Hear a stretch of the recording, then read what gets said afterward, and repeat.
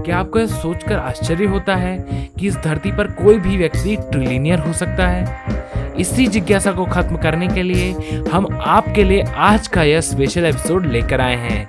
हालांकि इतनी बड़ी संख्याओं तक अभी कुछ ही कंपनियां पहुंच पाई हैं, पर आज हम अपनी इस एपिसोड में ऐसे ही लोगों को प्रकाश में लाने का काम करेंगे जो आने वाले कुछ समय में ट्रिलियनियर साबित हो सकते हैं। पर ट्रिलियन जैसी बड़ी संख्याएं बहुत सारी अनिश्चितताओं के साथ आती हैं।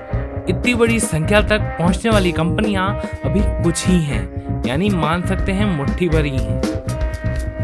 मार्केट की अनिश्चितता या फ्लक्चुएशंस कंपनी स्कोर को कभी भी क्लब के अंदर या बाहर फेंकते रहती हैं। सन 2018 में दुनिया की सबसे पहली ट्रिलियनियर कंपनी बनने का खिताब एप्पल के पास ही है, और इसी के पीछे पीछे दूसरी कंपनी जिसने इस खिताब को हासिल किया है वह है अमेज़न।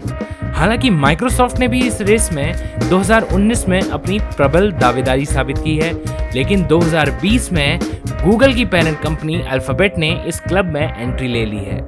अभी कुछ ही बिलियनियर ऐसे हैं जिनके चांसेस हैं कि वो आगे चलकर ट्रिलियनियर बन सकते हैं। तो अभी हम ऐसे ही कुछ मॉडर्न बिलियनियर के नाम भी चुनना चाहें तो हमारे सामने सिर्फ दो ही नाम आते हैं। पहला है एलन मस्क और दूसरा है जेफ बेजोस। इस साल धरती के 4 बड़े billionaires Jeff Bezos, Elon Musk, Bill Gate और मार्क जुकरबर्ग ने अपनी कंबाइंड नेटवर्थ 229 बिलियन तक पहुंचा दी है, और वह भी ऐसे समय पर जब दुनिया में बेरोजगारी अपने चरम पर हो। अब सबसे पहले नजर डालते हैं जेफ बेजोस पर, जिनका मार्केट कैप 1.65 ट्रिलियन डॉलर है, जिसका स्टॉक प्राइस 2020 के स्टार्टिंग से 73% तक बढ़ा है। पर याद रखें, अपनी कंपनी के वे मात्र 11% शेयर्स ही होल्ड करते हैं। उनकी अधिकतम संपत्ति अमेज़न के शेयर्स ही हैं, जिनकी कीमत $50 मिलियन है।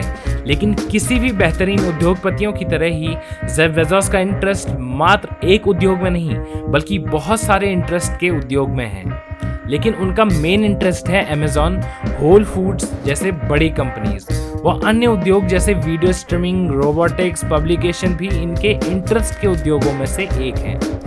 ब्लू ओरिजिन, जिसका आप सभी को पता होगा कि उसका मकसद है स्पेस के ट्रैवलिंग कॉस्ट को मिनिमम से मिनिमम करवाना, और उनके इन्हीं सब इंटरेस्ट के कारण उनका नेटवर्थ 192 बिलियन डॉलर्स का है, और यह संख्या उनके ट्रिलियनियर बनने के सपने से 20% से भी कम है।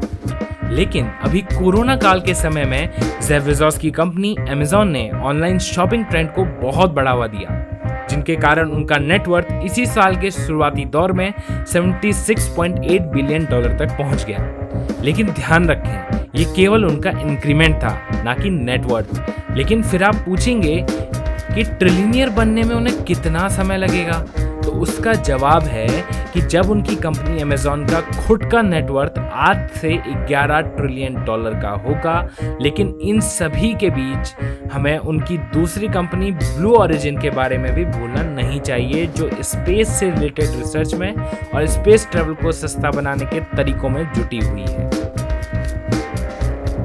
और यही सब यदि इसी तरह होता रहा तो 2026 तक शायद वह ट्रिलियन संख्या को छू सकेंगे। तो अब नजर डालते हैं इस कंपटीशन के अगले दावेदार पर, जिन्होंने इस साल 133 बिलियन डॉलर की ग्रोथ की। वह है टेस्ला कंपनी के सीईओ इलॉन मस्क। हर साल ही कंपनी की गीगा फैक्ट्री से 500,000 वाहन प्रोड्यूस किए जा रहे हैं।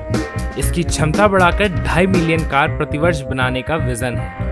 2020 में एलन मस्क ने कार प्रोडक्शन अमाउंट को और ज्यादा बढ़ाने का विचार किया।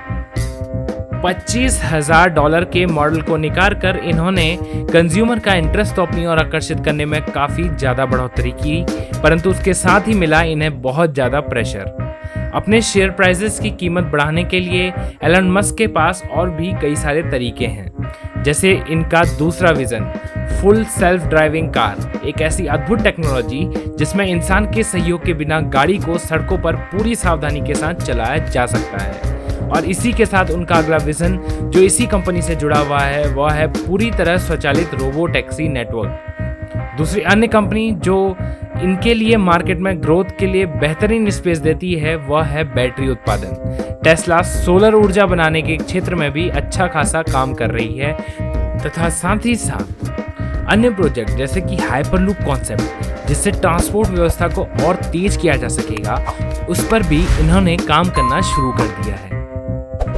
हालांकि दोनों की जद्दोजहद के बीच हमें कुछ ना कुछ मार्केट में नया और दिलचस्प दिखाई देता है। आज सभी लोगों का इन दोनों में कौन सबसे ज़्यादा फेवरेट है और क्यों, दोनों ही चीज़ें कमेंट में हमें ज़रूर बताएं और हमारे अगले वीडियो का अपडेट पाने के लिए हमारे सब्सक्राइब बटन को ज़रूर दबाएं। तो दोस्तों मिलते हैं आपसे अगली वीडियो में, तब तक के लिए गुड बाय।